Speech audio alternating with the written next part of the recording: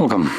In front of me is a Xiaomi 12X, and today I will show you how you can capture a screenshot on this phone. So to get started, all you want to do is open up content that you wish to capture, and I will be using just a home screen as an example for this. So once your content is open and visible, press and hold power key and volume down at the same time. So I'll give you this animation right here and give you a couple options. So we have a scrollable option and a send. Now a scrollable option is accessible, as you can see, not right now, but it is accessible when you have some kind of content that you can scroll down. So as an example, Instagram would be a great example of this.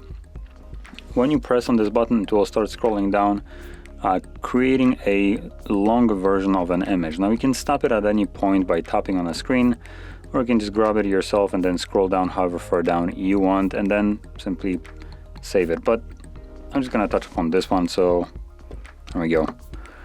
Now once you've captured your screenshot, either the long one or just the normal one, you can find them in your gallery application. As you can see, there it is.